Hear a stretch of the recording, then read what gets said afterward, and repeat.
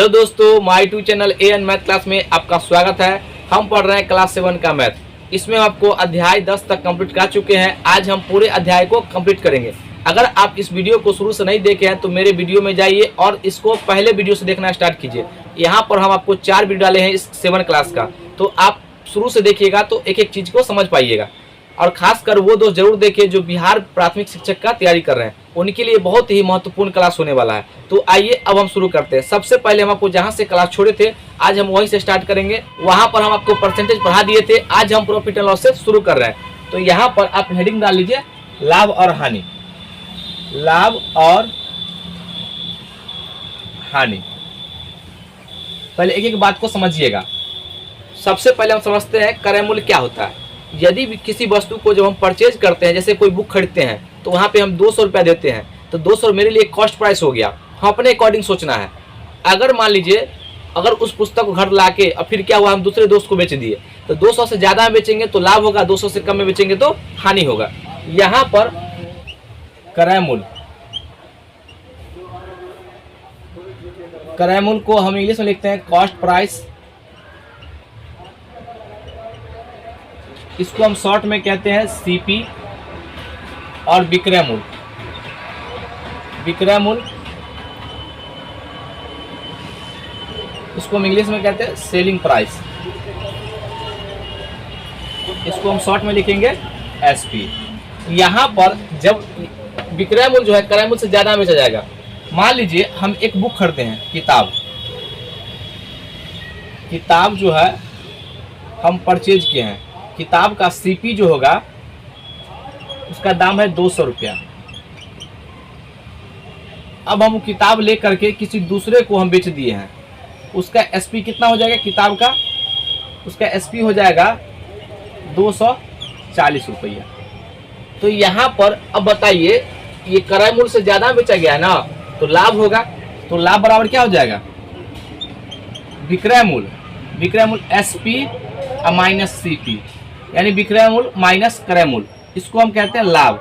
लाभ जो हम निकालेंगे यहाँ पर, लाभ बराबर एसपी 240 माइनस सीपी 200, घटाएंगे कितना हो जाएगा? 40 रुपया। ये जो है प्रॉफिट हो गया है। तो लाभ प्रतिशत निकालेंगे, तो लाभ प्रतिशत निकालने के लिए फॉर्मूला होता है लाभ गुना 100 बट्टा क्रय मूल्य, क्रय मूल्य या सीपी, क्रय मूल्य। यहाँ पर अब लाभ कितना हो रहा है? 40 रुपया। 40 गुना 100 अब बट्टा इसका जो है क्रय मूल्य कितना है? 200 रुपया। हम जब भी लाभ और हानि का जो हम गणना करेंगे हमेशा क्रय मूल्य पर, इसे काटेंगे और ये कितना हो जाएगा? ये 20, यानी कि 20% जो है इसका प्रॉफिट हो गया है। यहाँ पर अगर हानि की स्थिति होगा तो अगर इसी किताब को, किताब का सीपी जो है 200 रुपया रहेगा, 200 रुपया, और इस किताब को अगर हम बेच देते हैं 150 रुपया में, किताब का एसपी 150 रुपया में बेच दिए, तो कितना हानि होगा? तो हानि बराबर हो जाएगा सीपी माइनस एसपी। सीपी कितना है? 200 रुपया। अब माइनस एसपी कितना है? 150। अब घटाएंगे तो कितना हो जाएगा हानि? 50 रुपया। ये 50 रुपया जो हानि हो गया। हानि प्रतिशत निकालने के लिए हानि प्रतिशत बराबर होता है हानि गुना 100। ये हानि प्रतिशत बराबर हानि गुना 100 बट्टा क्रय मूल्य। हमेशा हम जब भी गणना करेंगे लाभ या हानि तो क्रय मूल्य पर, क्रय मूल्य हानि कितना है? 50 रुपया गुना 100, क्रय मूल्य कितना है? 200। 2 जीरो से 2 जीरो, 2 से काटेंगे तो 25, यानी कि 25% का हमको हानि हो जाएगा। ये बात आप समझ गए होंगे। अब हम पढ़ेंगे लाभ की स्थिति में क्रय मूल्य, विक्रय मूल्य, और फिर हानि की स्थिति में क्रय मूल्य और विक्रय मूल्य। अब यहाँ पर 2 कंडीशन बनता है, लाभ की स्थिति में और हानि की स्थिति में। तो आइए दोनों कंडीशन को समझते हैं। पहले हम पढ़ते हैं लाभ की स्थिति में। लाभ की स्थिति में यहाँ पर क्या करेगा, आपको लाभ प्रतिशत दे देगा या आपको क्रय मूल्य दे देगा, या आपको लाभ प्रतिशत दे देगा या विक्रय मूल्य देगा। विक्रय मूल्य देगा तो क्रय मूल्य पूछेगा, अगर क्रय मूल्य देगा तो विक्रय मूल्य। यहाँ पर कहेगा कि देखिए लाभ प्रतिशत जो है, लाभ प्रतिशत 20% है। सेलिंग प्राइस जो है आपका 300 रुपया है। तो सीपी बताइए क्या होगा। तो इसके लिए फॉर्मूला होता है लाभ की स्थिति में क्रय मूल्य बराबर, याद रखिएगा, क्रय मूल्य या सीपी, क्रय मूल्य या सीपी। इसका होता है विक्रय मूल्य, विक्रय मूल्य गुना 100 बट्टा 100 प्लस लाभ प्रतिशत, लाभ प्रतिशत। ये इसका फॉर्मूला होता है। यहाँ पर देखिए हमसे क्रय मूल्य पूछा है, तो पहले हम लिखेंगे यहाँ पर विक्रय मूल्य। विक्रय मूल्य कितना है, 300 गुना 100 बट्टा 100, और यहाँ पे लाभ कितना 20%, तो यहाँ पर 20 पर लिख देंगे। अब दोनों को जोड़ेंगे तो 120 होगा। 300 गुना 100 और बट्टा यहाँ पे 120। इससे एक जीरो से जीरो कट जाएगा। 6 पंचे 30, 6 दूना 12, कितना हो जाएगा ये 50। इसको गुना करेंगे 5 को 50 से, तो कितना हो जाएगा 5 25, यानी कि 250 रुपया जो है क्या हो जाएगा इसका, 250 रुपया सीपी हो जाएगा। यहीं पर आपको अगर सीपी दे करके एसपी पूछता तो उसका हम एसपी इसी तरीके से निकालेंगे, उसका हम फॉर्मूला लिख देते हैं। यहाँ पर इस पर एक सवाल इस पे कर लेते हैं। अगर आपको लाभ देगा, लाभ बराबर मान लेते हैं 25% है, और यहाँ पर सीपी देगा आपको 500 रुपया, कहेगा इसका एसपी बताइए कितना होगा। एसपी बराबर, तो याद रखिएगा एसपी बराबर होता है, एसपी बराबर विक्रय मूल्य क्रय मूल्य इंटू यानी सीपी इंटू 100 प्लस लाभ, यानी लाभ को एल से लिखते हैं, लाभ परसेंट अब बट्टा 100। ये इसका फॉर्मूला होता है। यहाँ पर सीपी कितना है 500, यहाँ पर देखिए एल बराबर कितना रखेंगे 25%, तो 25 रखेंगे 100, तो 125 हो जाएगा। यहाँ पे 125 अब बट्टा यहाँ पे 100। 125 कैसे आया, यहाँ पे 25 रखेंगे, 100 में जोड़ेंगे तो 125, या गुना में तो गुना अब बट्टा में 100। इसको काटे, 2 जीरो से 2 जीरो कट जाएगा, इसको गुना कर देंगे, कितना आ जाएगा 25 25 अब 12 5 60 2 62, यानी कि उस वस्तु को हम कितना में बेचेंगे 625 रुपए में बेचेंगे, तो हमको 25% प्रॉफिट होगा। ये बात आप समझ गए होंगे। यहाँ पर अब हम समझते हैं हानि की स्थिति में कैसे सवाल को बनाएंगे। यहाँ पर दिया रहेगा आपको पहले हानि की स्थिति में, हानि की स्थिति में सबसे पहला कंडीशन बनेगा हानि प्रतिशत देगा, हानि प्रतिशत बराबर 20%, और आपको एसपी दे देगा यानी विक्रय मूल्य। तो यहाँ पर विक्रय मूल्य हो जाएगा आपको 300 रुपया, और आपसे पूछा जाएगा इसका सीपी बताइए कितना होगा सीपी। तो क्रय मूल्य बराबर होता है विक्रय मूल्य गुना 100। विक्रय मूल्य कितना है यहाँ पे, तो पहले एक बार फॉर्मूला लिख देते हैं, विक्रय मूल्य गुना 100। क्रय मूल्य बराबर होता है विक्रय मूल्य गुना 100, 100 माइनस क्या लिखेंगे हानि, यानी कि लॉस, लॉस लिख देंगे, लॉस परसेंट। ये आपका फॉर्मूला हो गया। यहाँ पर एसपी कितना है 300 गुना 100, 100 माइनस एल का मान कितना है यहाँ पे लॉस 20%, तो 20 इसमें घटा देंगे, कितना आ जाएगा 300 गुना 100 अब बट्टा 80, 20 चौक 80, 20 पंचे 100।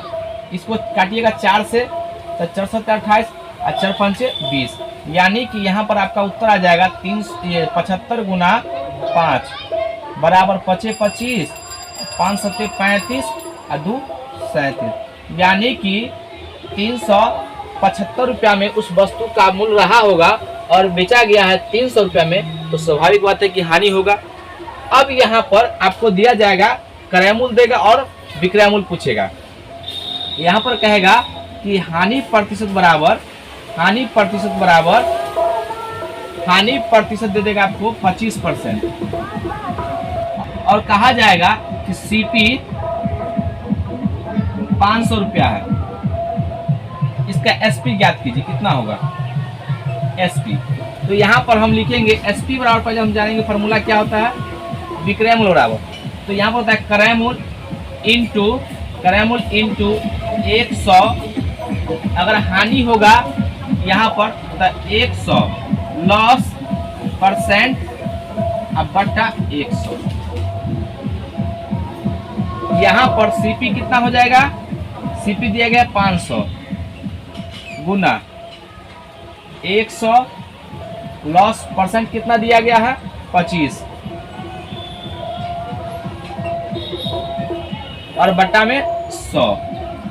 यहाँ पर हम लिखेंगे 500 गुना, देखिए कितना हो जाएगा 75, अब बट्टा 100।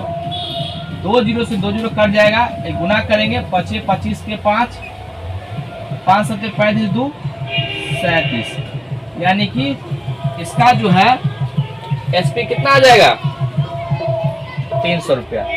यहाँ पर देख रहे हैं कि 25% हानि उठाना पड़ रहा है। इसका क्रय मूल्य जो था कितना दाम था 500 रुपया। तो इस तरीके से हम लाभ हानि में बनाएंगे।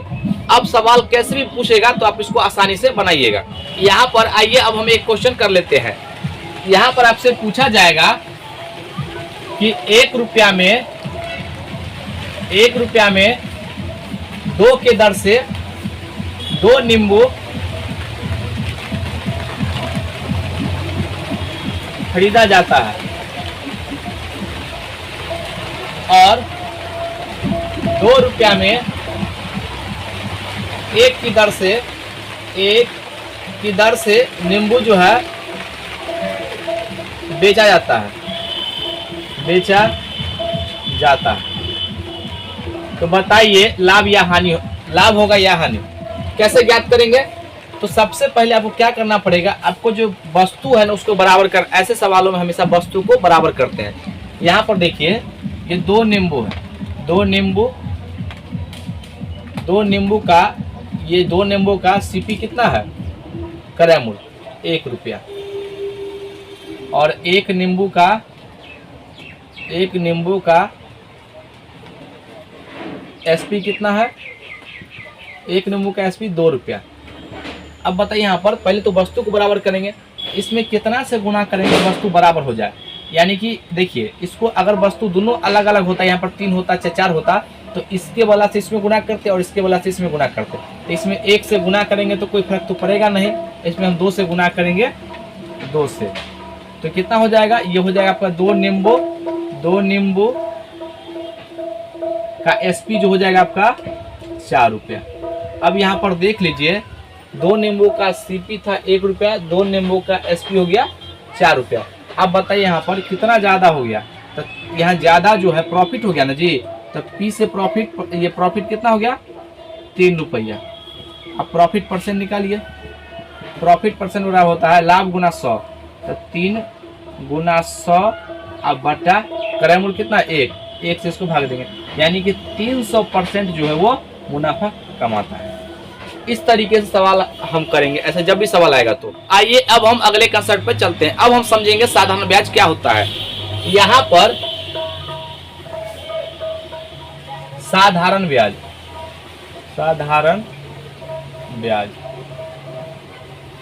इसको हम कहते हैं इंग्लिश में सिंपल इंटरेस्ट। यहाँ पर हम पहले समझेंगे मूलधन के बारे में। मूलधन क्या होता है? मूलधन इसको हम इंग्लिश में कहते हैं प्रिंसिपल। प्रिंसिपल को पी से लिखते हैं। किसी बैंक या किसी साहूकार से लिया गया धन को ही हम कहते हैं मूलधन। तो मूलधन को हम पी से लिखेंगे। इसके बाद आता है यहाँ पर ब्याज। ब्याज इसको बोलते हैं इंटरेस्ट।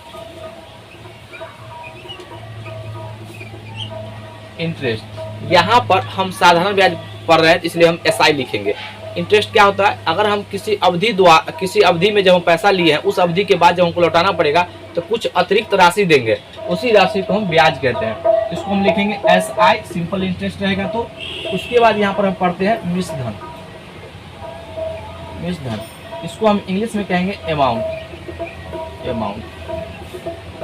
को हम ए से लिखते हैं। ये अमाउंट क्या होता है, तो देखिए मूलधन प्लस ब्याज को ही हम अमाउंट कहते हैं। अमाउंट किसी साहूकार या बैंक से लिया गया धन हम कोई समय में लेते हैं, जैसे 2 वर्ष हुआ, 3 वर्ष के समय के लिए लिए, उसके बाद जब हम उसको लौटाएंगे तो ब्याज प्लस हमको मूलधन लेगा, दोनों देना पड़ेगा। जब हम कोई पैसा देगा तो कुछ ना कुछ तो समय का जो समय अवधि होगा उसके बाद तो पैसा देना ही पड़ेगा। तो यहाँ पर कुछ अवधि के बाद हमको अतिरिक्त राशि दोनों के साथ लौटाना पड़ेगा, उसको बोलते हैं मिश्र धन। यहाँ पर हम मिश्र धन को ए से लिखते हैं और मूलधन को पी से लिखते हैं, P प्लस SI। ये आपका फॉर्मूला हो गया। आपका फॉर्मूला जो होता है बेसिक सबसे फॉर्मूला, ये आपको याद होना ही चाहिए, साधारण ब्याज। साधारण ब्याज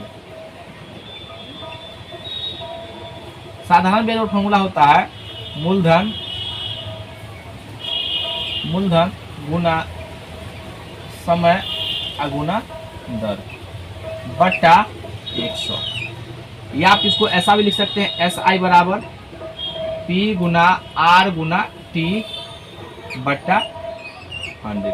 ये फार्मूला होता है, ये आपको याद होना ही चाहिए। यहाँ पर आपसे पूछा जाएगा कि देखिए P बराबर आपको दे देगा 500 रुपया और T बराबर देगा आपको 2 वर्ष के लिए। 2 वर्ष में जितना वर्ष देगा उतना वर्ष से निकाल लीजिएगा। और R दे देगा आपको 5%। और आपसे पूछा जाएगा इसका मिश्रधन ज्ञात कीजिए, मिश्रधन कितना होगा। आपसे पूछा जाएगा मिश्रधन कितना होगा। यहाँ पर देखिए साधारण ब्याज बराबर, आप फार्मूला जानते हैं, पहले आप SI निकालिएगा। SI बराबर क्या होता है, P गुना R गुना T। देखिए P कितना है 500, R कितना है 5% और T कितना है 2% बटा 100। 2 जीरो से 2 जीरो, 25 गुना 50 कितना आ गया, यहाँ पर 50 रुपया। ये ब्याज आ गया। तो यहाँ पर अमाउंट कितना हो जाएगा, पहले मूलधन लिखेंगे यहाँ पर 500 और प्लस ब्याज कितना होगा 50, अब दोनों को जोड़ देंगे तो कितना हो जाएगा 550। ये आपका आ गया मिश्रधन। अगर हम इसी सवाल को सबसे आसान तरीका से कैसे बनाएंगे, थोड़ा सा आपको समझना पड़ेगा। मूलधन को हमेशा 100% मानेंगे, ये बात आप याद रखिएगा, तभी आप इस सवाल को बना पाएंगे। मूलधन को हमेशा 100% मानते हैं। तो देखिए 100% बराबर, यहाँ पर 100% बराबर कितना हो जाएगा 500 रुपया। तो यहाँ पर 1% निकालिए, 1% बराबर कितना हो जाएगा 500 बटा 100। अब यहाँ पर देखिए ये जो है रेट जो है आपको यहाँ पर ब्याज और समय के गुणनफल को हम कहते हैं ब्याज। समय और रेट के गुणनफल को हम क्या कहेंगे ब्याज। तो 5 दूना कितना जाएगा 10%। यहाँ जो है परसेंट में 10 है, ठीक है ना, इसका वैल्यू में कुछ और होगा। तो अगर हम 10% का मान निकालेंगे तो ब्याज आ जाएगा। यहाँ पर हमसे पूछा क्या है, ये मूलधन 100% है, ब्याज आ गया 10%, दोनों को जोड़ेंगे तो 110% क्या आ गया मिश्रधन आ गया। तो यहाँ पर हम डायरेक्ट निकालेंगे 110%, इसमें जोड़ के 110%, इधर भी गुना करेंगे 110 से, और देखिए 2 जीरो से 2 जीरो कट गया, 5 से गुना करेंगे कितना जाएगा 11 5 55, यानी कि 550 रुपया। देखिए यहाँ पर डायरेक्ट आपका उत्तर आ गया। अगर 3 वर्ष के लिए कहता तो 3 वर्ष से गुना कर देते, 4 वर्ष के लिए कहता तो 4 वर्ष से, 1.5 वर्ष के लिए कहता तो 1.5 वर्ष। यहाँ पर अगर सवाल में समय दिन में देगा तो कैसे बनाएंगे, आइए एक क्वेश्चन उस पर कर लेते हैं। यहाँ पर मूलधन दिया रहेगा आपको 500 रुपया, रेट दिया रहेगा आपको 10% और टाइम देगा आपको 146। तो पूछेगा इसका SI बराबर क्या होगा SI।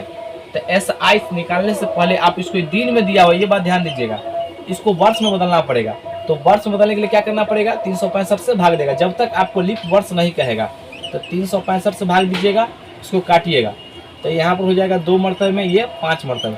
आपको 2 ही समय दे सकता है, या तो आपको दे देगा यहाँ पे समय याद रखिएगा, ये इस पर कटता है इसलिए 73 146, उसके बाद आपका हो जाएगा 219। आपको इस टाइप का दिन देगा तो आराम से आप 365 से कट जाएगा।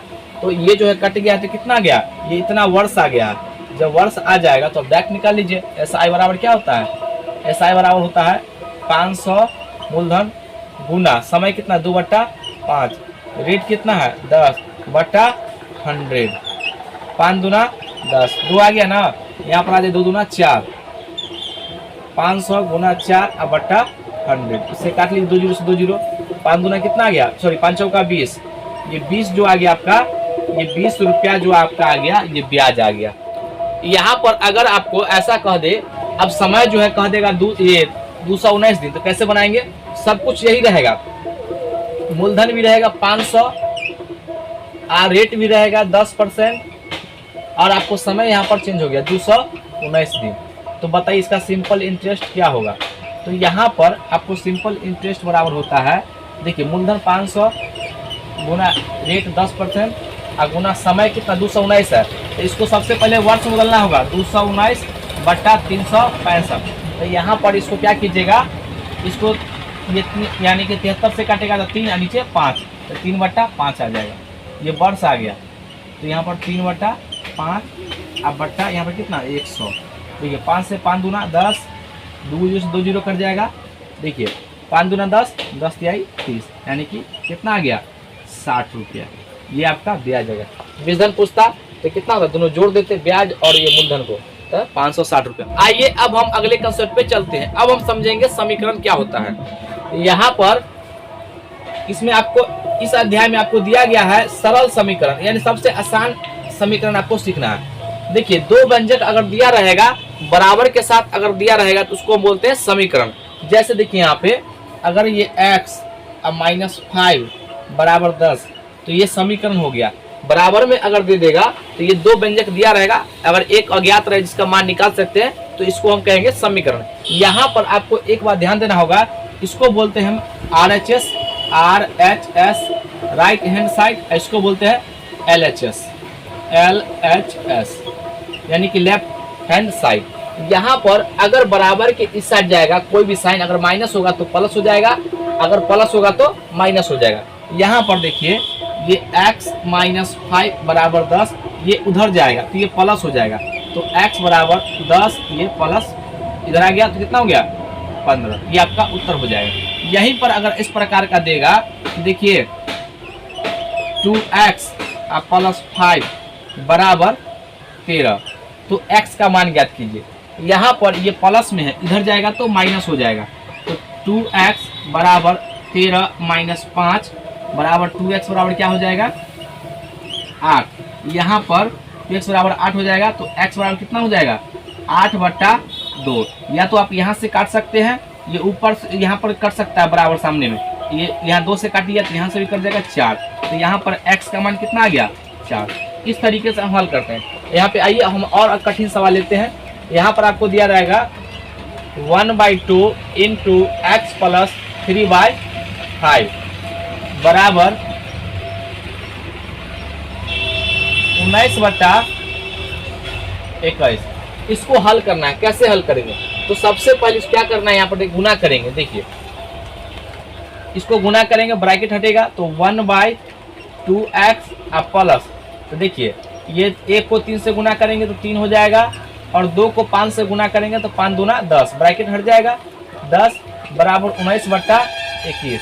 अब ये उधर जाएगा तो बराबर के उस साथ जाएगा तो चिन्ह बदल जाएगा, तो x/2 ये ऊपर यहाँ से देखिए नहीं कट रहा है तो यह ऊपर चलाएगा, ठीक है ना। ये 19/21 - 3/10, इसको सॉल्व करेंगे।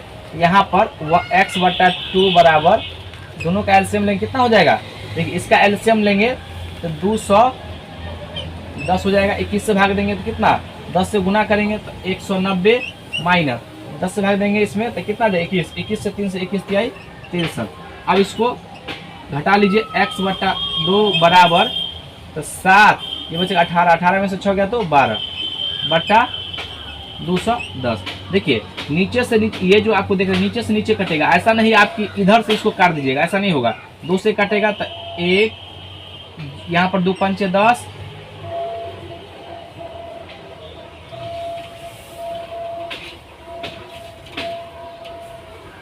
यहाँ पर ये x/2 बराबर घटेगा तो कितना जाएगा 7, ये आपका हो जाएगा ये 8, 2 और ये 1, 127 और नीचे 210, इसको काट दीजिए तो कितना आ जाएगा 105, यानी कि इसका उत्तर हो जाएगा 127/105।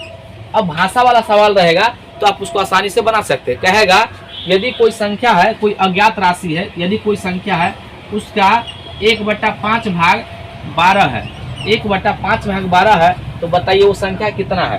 तो यहाँ पर क्या करेंगे, इसको ये संख्या इस तरह से बना लेंगे। कोई संख्या x है उसको 5 भाग दीजिए, भाग कर दिए तो ये 5 हो गया, बराबर 12 कर दिए।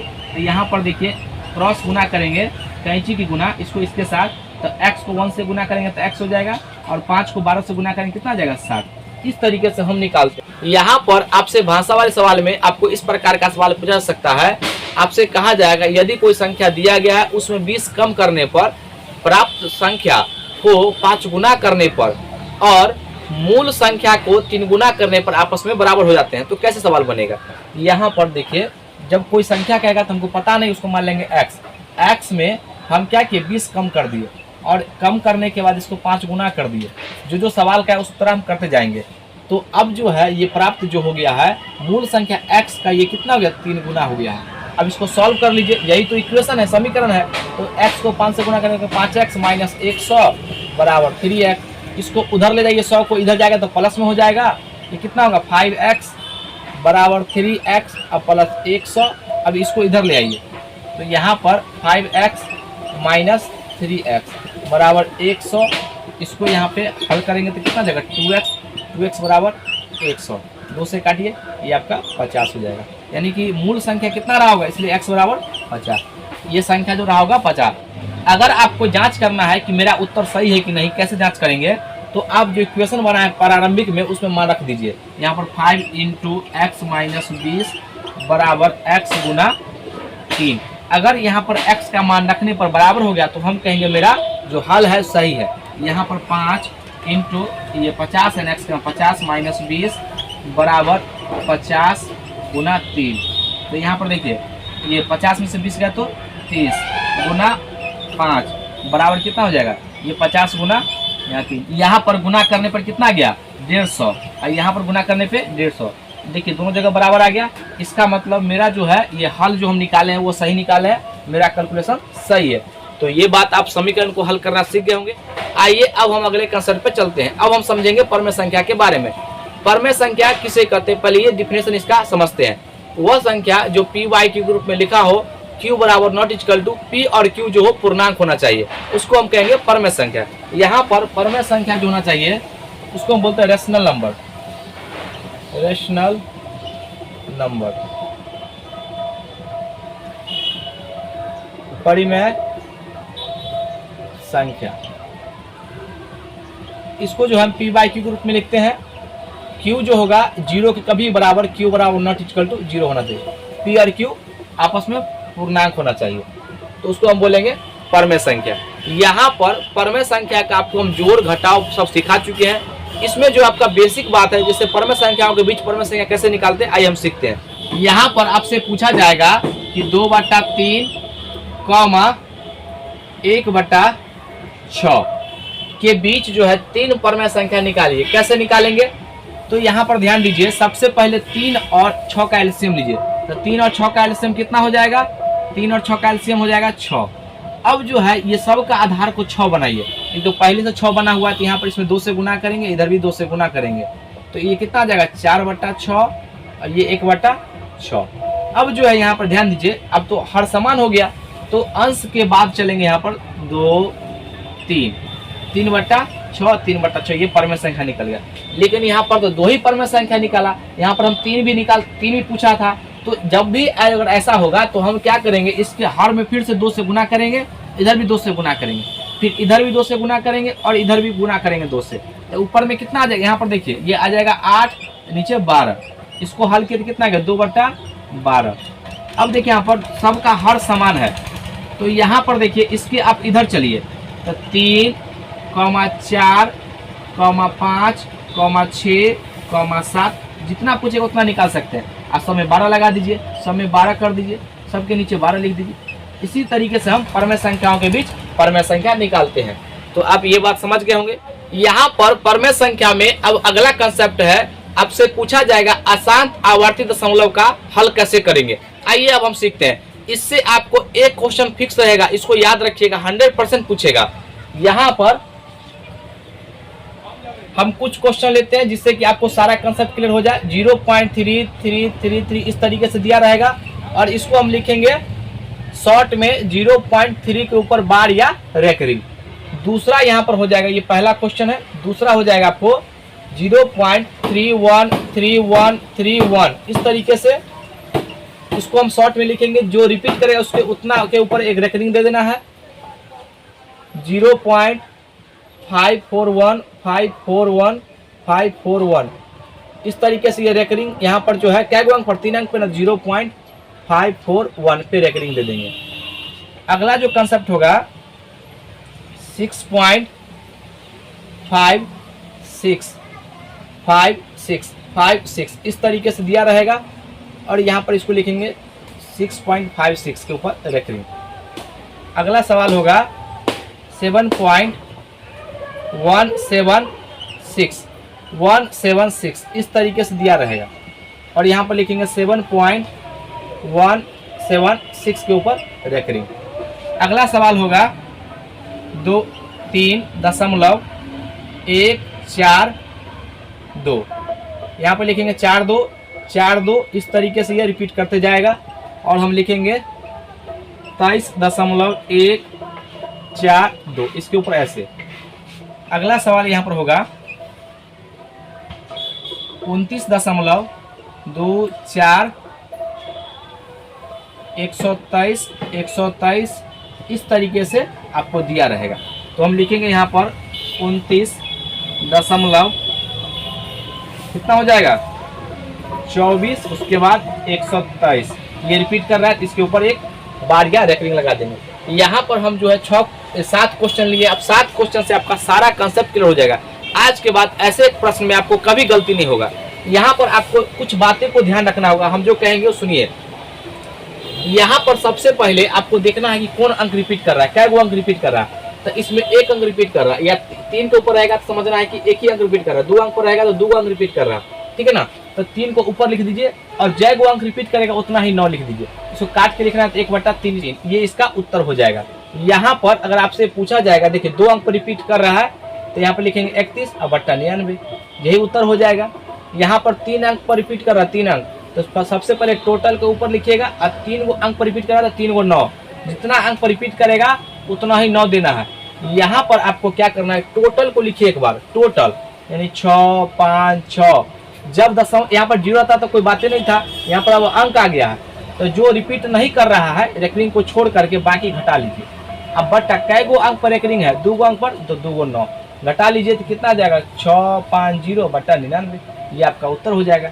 यहाँ पर आपको क्या करना है कि टोटल लिखना है 1 7 6 और जो रिपीट नहीं कर रहा उसको घटा लीजिए, 7 घटा लेंगे बट्टा उसके बाद कै गो अंक पर रेकरिंग है 3 गो अंक पर, तो 3 गो 9 दीजिए, ये आपका उत्तर आ गया। इसको आप घटा के लिख लीजिएगा। यहाँ पर देखिए ये आपको समझना होगा, ये बहुत इंपॉर्टेंट क्वेश्चन है, ऐसा ही सवाल आपसे पूछा जाएगा। देखिए 2 3 1 4 और 2, पहले एक बार पूरे टोटल को लिखिएगा, उसके बाद क्या घटाना है जिस पर रेकरिंग को छोड़ करके ये तो 3 गो ये लिखना है आपको 231 अब बट्टा क्या गो अंक पर रेकरिंग है तो 2 गो अंक पर, तो 2 गो 9 नीचे लिखना है 2 गो 9। और यहाँ पर देखिए, यहाँ पर ध्यान दीजिएगा दशमलव और रेकरिंग के बीच कै गो अंक पर रेकरिंग नहीं है तो 1 अंक पर, तो यहाँ पर 1 गो 0। यही बात आपको हम समझाने के लिए इतना बात लिखे हैं। यहाँ पर अगर इसको बताना होगा तो कितना लिखेंगे 29, पहले एक बार पूरे टोटल लिखिएगा 2 4 1 2 3, उसके बाद जो रेकरिंग को छोड़ करके बाकी सब घटा लीजिए। उसके बाद आपको क्या करना है, अब देखिए यहाँ पर क्या गो अंक पर रेकरिंग है 3 अंक पर, 3 गो 9 नीचे लिखिए 3 गो 9। उसके बाद दशमलव और रेकरिंग के बीच में क्या गो अंक है, आप कहेंगे 2 गो अंक है तो 2 गो 9 नीचे लिख दीजिए। जितना अंक रहेगा उतना ही 0 और जितना के ऊपर रेकरिंग रहेगा उतना ही आपको क्या करना है 9 लिखना है। अगर मान लीजिए यहीं पर अगर ऐसे आपसे पूछ देता कि 6 7 8.196 और 5 4 2 इसके ऊपर रेकरिंग है। तो इसका उत्तर क्या होगा? आप हमें कमेंट बॉक्स में जरूर इसका उत्तर लिखिएगा। ये आपके लिए सवाल है, तो आप इस सवाल को जरूर बताइएगा और लिखिएगा कि हम समझे कि नहीं समझे। आइए अब हम अगले कंसेप्ट पे चलते हैं। आइए अब हम अगले अध्याय पे चलते हैं। अगले अध्याय में आपको पढ़ना है क्षेत्रफल और परिमाप। इसमें आपको पढ़ना है त्रिभुज का क्षेत्रफल, आयत और वर्ग और समांतर चतुर्भुज और वृत्त के बारे में। बस इतना ही से आपको पता करना है। उसके बाद आपको त्रिविमीय आकृति को सिर्फ समझना है, बाकी बात कुछ नहीं पढ़ना है, बस आपका चैप्टर एंड हो जाएगा। यहाँ पर आपको सबसे पहले क्षेत्रफल और परिमाप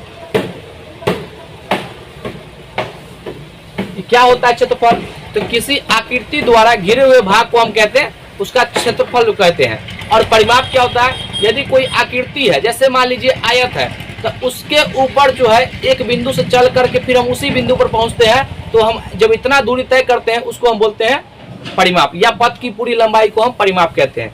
यहाँ पर अगर आपसे सिंपल पूछा जाए, पहले हम त्रिभुज समझते हैं, त्रिभुज के बारे में। यहाँ पर हम लिख देते हैं त्रिभुज, ट्रायंगल। यहाँ पर त्रिभुज में अगर आपसे दिया रहेगा ABC, ये दे देगा आपको 12 मीटर, और ये कहेगा ये हाइट है, ये H है, H ये B से लिखते हैं और H को हाइट H से, यानी कि ये दे देगा 8 मीटर। तो यहाँ पर याद रखिएगा त्रिभुज का क्षेत्रफल होता है, त्रिभुज का क्षेत्रफल क्या होता है? 1/2 आधार गुना ऊंचाई। आधार कितना है? 12 मीटर, और ऊंचाई कितना है? 8 मीटर। काट दीजिए, 2 छक 12, 8 छक 48, मीटर स्क्वायर। ये आपका उत्तर हो जाएगा। यहाँ पर इसमें सिर्फ हम इसका क्षेत्रफल निकाल सकते हैं। आपको इस अध्याय में बहुत बेसिक का सरल, तो इसलिए हम आपको आसान सवाल, फिर आगे की क्लास में हम उससे कुछ लेवल बढ़ा के चलेंगे। यहाँ पर अगर त्रिभुज में ऐसे दे देगा, कहेगा देखिए 6 मीटर है, ये 5 मीटर है और ये 4 मीटर है, कहेगा इसका परिमाप क्या होगा? तो इसको परिमाप को कहते हैं पेरीमीटर। सभी यानी कि सभी भुजाओं के योग को हम परिमाप कहते हैं। तो यहाँ पर लिखिएगा 5 मीटर प्लस 6 मीटर, आप कहीं से भी शुरू कर सकते हैं, और 4 मीटर। तो कितना हो जाएगा? 6 4 10 5 15 मीटर। ये आपका परिमाप हो जाएगा, 15 मीटर। अब हम समझते हैं आयत के बारे में। यहाँ पर आयत, इसको बोलते हैं हम इंग्लिश में रेक्टेंगल।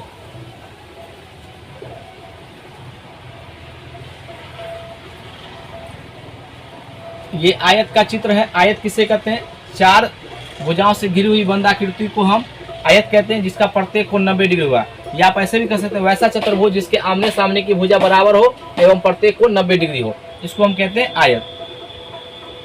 इसको हम आयत कहते हैं।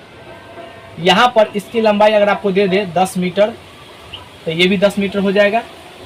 और ये कहेगा आपको ये L बराबर, और B बराबर दे देगा आपको 8 मीटर।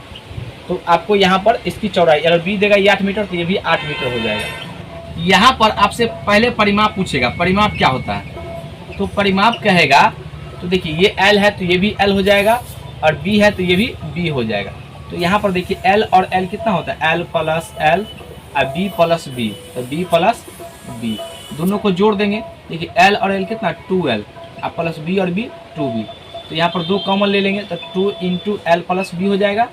अब सब कुछ वही है। यहाँ पर अब देखिए, यहाँ पर सब भुजा निकालेंगे तो फार्मूला में रखेंगे, तो 2 गुना L का मान कितना है? 10 मीटर, B का मान कितना? 8 मीटर।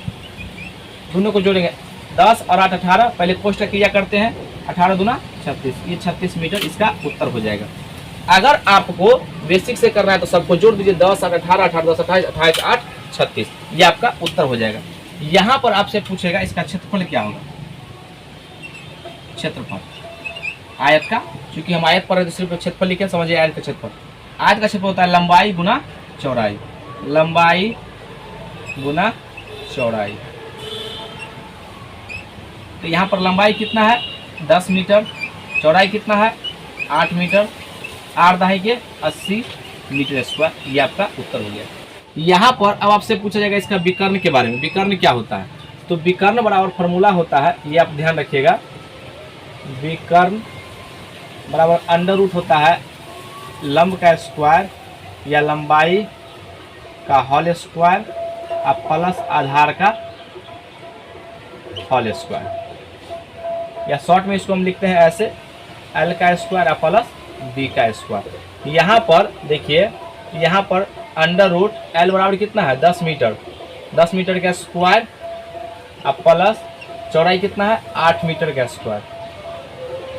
तो लिखेंगे यहाँ पर अंडर रूट, देखिए 10 का स्क्वायर 100 मीटर स्क्वायर और प्लस 8 का स्क्वायर 64 मीटर स्क्वायर, और इसका वर्गमूल होगा तो ठीक है ना, तो इसी में उत्तर लिख दीजिए 164 मीटर स्क्वायर। आइए अब हम अगले कंसेप्ट पे चलते हैं। यहाँ पर आपको क्या, आइए अब हम रास्ते में लंबाई और चौड़ाई के अनुदिश देगा तो कैसे निकालेंगे। यहाँ पर आपको माप देगा, पहले हम एक फिगर बनाते हैं इस तरीके से। यह एक आयत है, यहाँ पर कहेगा लंबाई के अनुदिश, लंबाई के अनुदिश ये 2 मीटर का रास्ता छोड़ा गया, 2 मीटर का रास्ता, और चौड़ाई के अनुदिश 2 मीटर का समान रास्ता छोड़ा गया, समान कहेगा 2 मीटर का। तो इसका क्षेत्रफल कैसे निकालेंगे, तो यहाँ पर ध्यान दीजिएगा, अगर L बराबर ये है आपको 10 मीटर और B बराबर 8 मीटर, तो यहाँ पर इसका जो है, पहले हम लंबाई के अनुदिश रास्ता निकालते हैं। लंबाई के अनुदिश, लंबाई के अनुदिश, लंबाई के अनुसार, तो लंबाई से कितना 10 मीटर, ये चौड़ाई कितना छोड़ा गया 2 मीटर, तो यहाँ पर 2 मीटर लिखेंगे और गुना कर देंगे, कितना 10 गुना 20 मीटर स्क्वायर। चौड़ाई के अनुदिश, चौड़ाई के अनुदिश, अनुदिश यहाँ पर चौड़ाई कितना है, ये 8 मीटर, और रास्ता कितना छोड़ा गया चौड़ाई के अनुदिश 2 मीटर, तो गुना करेंगे तो 8 गुना 16 मीटर स्क्वायर हो जाएगा। यहाँ पर ये अब आपका, इसको दोनों को जोड़ दीजिएगा तो कितना हो जाएगा, दोनों को जोड़ने पर, तो यानी कुल रास्ता का क्षेत्रफल कितना हो जाएगा, क्षेत्रफल 20 मीटर स्क्वायर और प्लस 16 मीटर स्क्वायर। लेकिन अभी आपका उत्तर नहीं आया है। अब यहाँ पर एक बात ध्यान दीजिए, आप यहाँ पर एक काम कीजिए, इसको यहाँ से जो है इसको प्लस्तर कीजिए, और सेम यहाँ जो है इतना ही इसको प्लस्तर कीजिए। यहाँ पर देखिए, अगर वैसे भी नहीं तो आप एक पट्टी बिछाइए, यहाँ पर पट्टी बिछा दिए यहाँ से कपड़ा का, और इधर एक पट्टी बिछाइए। तो यहाँ पर देखिए जितना ये जो यहाँ पर वर्ग बन रहा है, 2 बार बन रहा है, एक बार इधर भी कवर हो गया, एक बार इधर से भी कवर हो गया, तो एक पार्ट को हटाना पड़ता है। ये बात ध्यान दीजिए, अगर नहीं आप समझ पा रहे हैं तो इसको याद कर लीजिए। यहाँ पर वर्ग बनता है, अगर समान रास्ता का छोड़ा गया तो, अगर इधर 2 मीटर इधर 2 मीटर 10 मीटर दिया रहेगा, तो अगर समान दिया रहेगा ना तो हमेशा यहाँ वर्ग बनता है। तो वर्ग देखिए, वर्ग का क्षेत्रफल क्या होता है, भुजा स्क्वायर। तो यहाँ पर अभी हमने बताया, जस्ट बता रहे हैं, तो 2 का स्क्वायर करेंगे कितना हो जाएगा, 2 मीटर का होल स्क्वायर। तो यहाँ पर हो जाएगा आपका, ये दोनों को जोड़ दीजिए, कितना हो जाएगा 36 मीटर स्क्वायर और माइनस 4 मीटर स्क्वायर, तो अब ये हो जाएगा आपका 32 मीटर स्क्वायर। इस तरीके से इसका उत्तर होगा। यहाँ पर अगर आप ये जो देख रहे हैं ना, इस पार्ट में 2 बार कवर हो रहा है, एक बार तो इधर से कर रहा है कवर, और जब हम एक बार इसको ऐसे कर रहे हैं तो एक बार इधर कवर हो रहा है, तो इसलिए एक पार्ट को हटा लेंगे। अरे आप इसको देखिए ना, इसको ऐसे मान लीजिए ऐसे है, और ये इसको फिट करना है, तो एक पार्ट को काट के हटाना पड़ेगा ना, तो एक पार्ट को काट के हटाएंगे तो यहाँ पर वर्ग बनेगा, तो एक वर्ग को हटाना पड़ेगा। 2 वर्ग हो गया, एक बार इधर से हो गया और एक बार इधर से, तो उस वर्ग को हटाना पड़ेगा। ये आपका रास्ते का क्षेत्रफल है। यहाँ पर आपसे कहा जाएगा कि देखिए एक आयत है, इसमें इस प्रकार से भी सवाल बनते हैं। एक आयत है, इसका लंबाई जो है 10 मीटर और चौड़ाई 8 मीटर, और कहा जाएगा कि इसके अंदर से 2 मीटर का रास्ता छोड़ा गया है, अंदर से 2 मीटर। देखिए अंदर से कहा है, तो इस तरीके से हम छोड़ेंगे 2 मीटर, ये 2 मीटर सब जगह से छोड़ा गया है, 2 मीटर 2 मीटर और ये 2 मीटर, सब जगह 2 मीटर होगा, ठीक है ना, सब जगह 2 मीटर। तो बताइए रास्ता का क्षेत्रफल। तो सबसे पहले क्या कीजिएगा, ऐसे सवाल में देखिए यहाँ से जो है ई माप देखिए, यहाँ से यहाँ तक कट गया है, इधर से यहाँ तक कट गया, तो टोटल ई बताइए, इधर 2 मीटर घट गया और इधर भी 2 मीटर घट गया, तो आखिर में 4 मीटर घट गया ना। तो आखिर में इसका जो माप है कितना हो गया, ये टोटल 8 था, अब 4 मीटर न रह गया, ये चौड़ाई 4 मीटर रह गया। अब लंबाई के लिए देखिए, ये लंबाई जो है इधर से घट गया, 2 इधर से घटा और 2 इधर से घटा, तो कितना 4 घट गया, तो टोटल कितना था 10। तो ये लंबाई कितना हो गया, ये 6 मीटर ना हो जाएगा। इसको मिटा दीजिए, यहाँ से इसको मिटा देते हैं, तो कितना हो गया, इधर से 2 कट गया, इधर से 2 कट गया, 4 कट गया, तो अब कितना 6 ना होगा जी। अब इधर से देखिए, अब इधर से 2 कट गया, इधर से 2 कट गया, तो कितना बचेगा, 2 टोटल 8 है, तो 2 इधर 2 इधर 4, यानी कि 4 ही ना बचेगा। तो अब जो इसका माप बचा 6 और 4, तो इसका अंदर वाले का एरिया कितना हो गया, अंदर वाले का एरिया देखिए, लंबाई गुना चौड़ाई, 10 6 24 मीटर स्क्वायर हो जाएगा। और बाहर वाले का, तो इसका एरिया हो जाएगा आपको बाहर वाले का 80 मीटर स्क्वायर। तो रास्ते का क्षेत्रफल क्या हो जाएगा, घटा लेंगे, यहाँ पे लिखेंगे रास्ते का क्षेत्रफल, रास्ते का क्षेत्रफल। अभी हम आपको समझा रहे हैं, इसलिए मतलब ये कोई हम डाटा सोच के नहीं लिए हैं। तो क्षेत्रफल क्या हो जाएगा, यहाँ पर देखिए 80 मीटर स्क्वायर और माइनस 24 मीटर स्क्वायर, इसको घटा लेंगे तो रास्ता का क्षेत्रफल आ जाएगा। तो कितना आ जाएगा, 6, ये जगह 7, इससे 2 गया तो 5, यानी कि 56 मीटर स्क्वायर जो है इसका क्षेत्रफल हो जाएगा, यानी कि रास्ते का क्षेत्रफल हो जाएगा 56। इस प्रकार से यहाँ पर आपको कभी कभी कहेगा आयत का क्षेत्रफल देगा और कहेगा बाहर से रास्ता छोड़ा गया, उसका क्षेत्रफल कैसे निकालेंगे। यहाँ पर आपसे पूछा जाएगा कि देखिए, पहले हम एक आयत बनाते हैं, इसका माप दिया हुआ L बराबर 10 मीटर और B बराबर 8 मीटर। तो यहाँ पर कहेगा ये बाहर से 2 मीटर का रास्ता छोड़ा गया, बाहर से 2 मीटर, ये 2 मीटर का रास्ता छोड़ा गया है। तो बताइए इसका क्षेत्रफल कितना होगा, इसका क्षेत्रफल जो हम शेडेड पार्ट का क्षेत्रफल यानी छायांकित भाग का क्षेत्रफल क्या होगा, या रास्ते का क्षेत्रफल। तो यहाँ पर देखिए ये जो L जो है इसका है, तो बताइए इधर 2 बढ़ा है, इधर से जो है ये 2 बढ़ा है और इधर भी 2 बढ़ा है। मेरा पेन देखिए, तो कितना बढ़ गया 4। तो देखिए 2 इधर और 2 इधर, सब में ये 2 मीटर का रास्ता छोड़ा गया, 2 मीटर, ये 2 मीटर, ये सब बगल से 2 मीटर समान, तो 2 इधर बढ़ेगा 2 इधर, तो 4 बढ़ गया ना। तो 4 बढ़ेगा, तो बताइए ये जो है ब्लू वाला का इसका जो नया L1 इसका नाम देते हैं, वो नया माप कितना आ गया, पहले 10 था, अभी 2 इधर 2 इधर 4, यानी 14 मीटर हो गया। तो इधर देखिए ये इधर भी 2 बढ़ा और 2 इधर भी, तो कितना 4 बढ़ गया। तो बताइए 4 जितना ये उतना ही मिल गया ये। तो बताइए पहले 8 था, अब कितना हो गया, 8 4 12, तो यानी इसका माप कितना निकला चौड़ाई, तो B1 बराबर कितना 12 मीटर। ठीक है, 12 मीटर हो गया। अब पहले हम क्या करेंगे, अंदर वाले का एरिया निकालेंगे, इसका एरिया। तो इसका एरिया क्या होता है, लंबाई गुना चौड़ाई, L गुना B होता है ना। तो L कितना है 10 मीटर और B कितना 8 मीटर, इसका एरिया हो जाएगा 80 मीटर स्क्वायर। यहाँ पर अब बाहर वाले आयत का क्षेत्रफल क्या हो जाएगा, बाहर वाला, यहाँ पर लिखते हैं बाहर वाले आयत का क्षेत्रफल, आयत का क्षेत्रफल कितना हो जाएगा। तो यहाँ पर देखिए इसका लंबाई कितना आ गया, ये 14 मीटर और चौड़ाई कितना है 12 मीटर। फार्मूला जानते हैं ना आप, लंबाई गुना चौड़ाई, तो 12 दूना 24, 12 चौक 48 के 8, यानी 12 एकम 12, 4 16, यानी 61, यानी 168 मीटर स्क्वायर इसका क्षेत्रफल हो गया।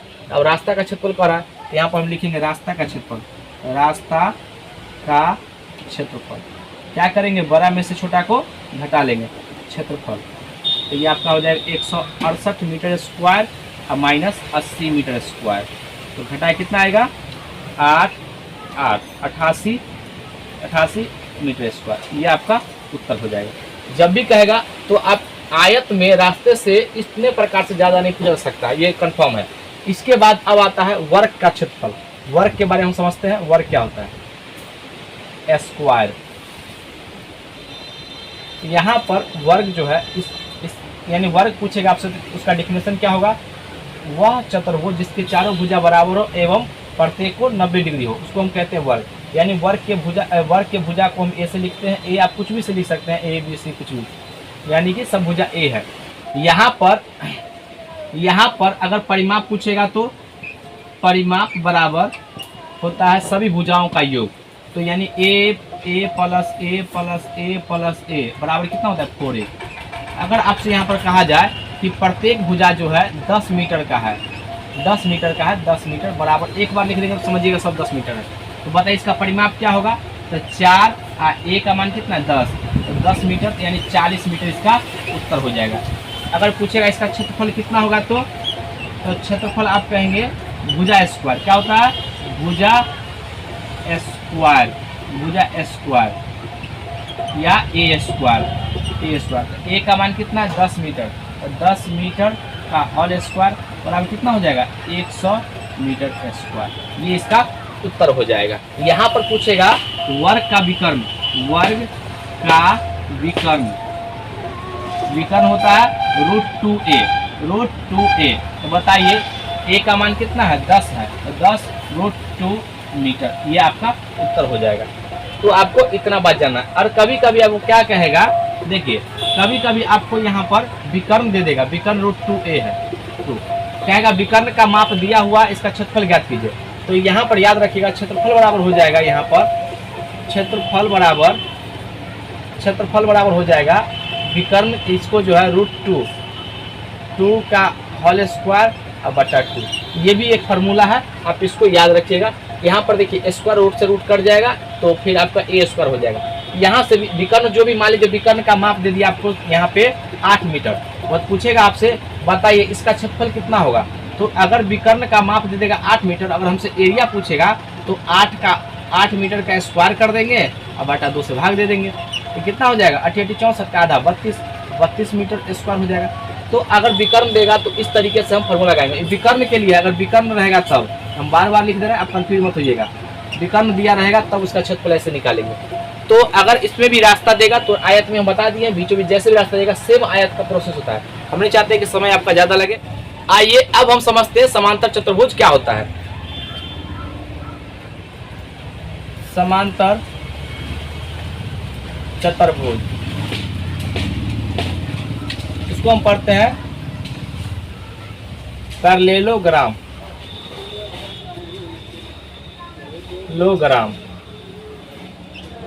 यानी कि यहाँ पर अगर आपसे पूछा जाएगा पैरेललोग्राम समांतर चतुर्भुज, इसमें क्या होता है, अगर ये L जितना होगा इतना ही ये होगा, और B जितना ये होगा उतना ही ये होगा। यहाँ पर इससे यहाँ पर से एक लंब डाल देते हैं, ये H होता है। आप इधर से भी डाल सकते हैं, बात एक ही है।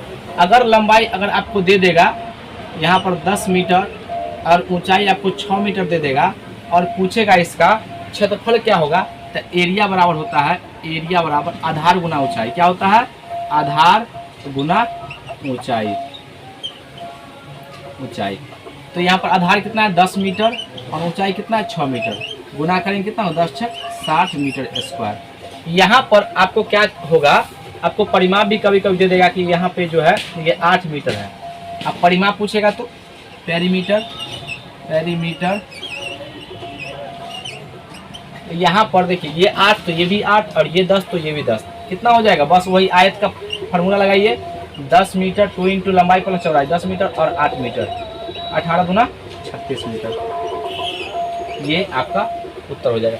कभी कभी आपको ऐसा भी देगा, यहाँ पर ऐसे करके, कभी कभी आपको ऐसा भी देगा इस प्रकार से भी, यानी इस पर कहेगा लंब है तो इसका माप देगा, आपको नहीं देगा तो सवाल बनेगा ही। इसका माप आपको देगा, ये कहेगा 6 मीटर है, तो ये बताइए आपको कह देगा ये समांतर चतुर्भुज, इसकी ये हाइट जो है 6 मीटर है और इसका चौड़ाई इतना 8 है, तो बताइए इसका क्षेत्रफल क्या होगा। तो इसका एरिया बस वही लगाना, आधार गुना ऊंचाई। जहाँ पर भी लंब रहेगा तो लंब और ऊंचाई 6 मीटर, तो कितना हो जाए 8 × 6 48 मीटर स्क्वायर, ये आपका उत्तर हो जाएगा। आइए अब हम अगले कंसेप्ट पे चलते हैं। अब हम पढ़ेंगे वृत्त के बारे में। यहाँ पर वृत्त इसको कहते हैं सर्किल। वृत्त जो है किसी समतल के निश्चित बिंदु से बराबर दूरी पर होता है, उसको वृत्त कहते हैं। वृत्त में सेंटर से, इसको निश्चित बिंदु को जो हम केंद्र बोलते हैं, और सेंटर से, और ये जो देख रहे हैं इसको परिधि कहते हैं। सेंटर से परिधि पर की दूरी को हम कहते हैं त्रिज्या।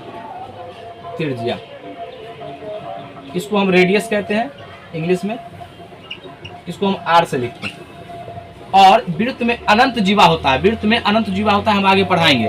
और वृत्त में सबसे लंबी जीवा को व्यास कहते हैं, जो वृत्त के केंद्र से होकर गुजरेगा। तो यहाँ पर देखिए यही ऐसा ही जीवा है जो वृत्त के केंद्र से गुजरता है, उसको हम बोलते हैं व्यास।